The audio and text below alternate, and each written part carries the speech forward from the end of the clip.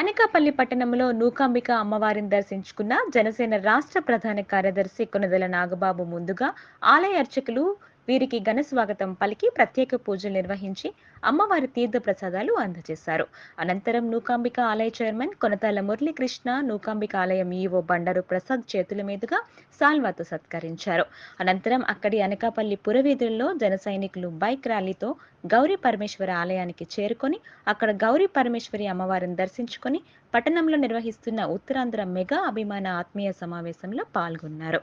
ఈ సందర్భంగా జనసేన రాష్ట్ర ప్రధాన కార్యదర్శి కొనదెల నాగబాబు మాట్లాడుతూ జనసేన అధినేత పవన్ కళ్యాణ్ మరియు తెలుగుదేశం అధినేత చంద్రబాబు నాయుడు సూచనల మేరకు జనసేన పార్టీలో ఎక్కడ పోటీ చేయాలన్నదే త్వరలో వెల్లడిస్తామని అన్నారు.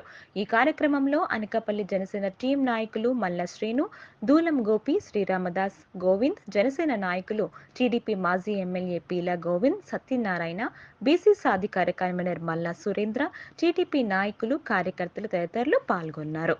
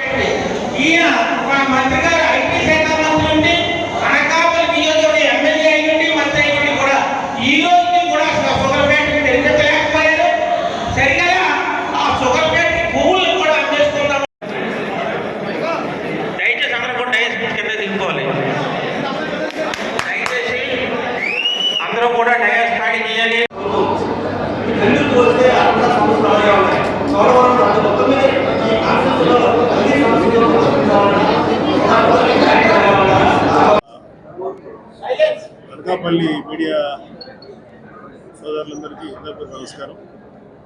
ఇవాళ మన జనసేన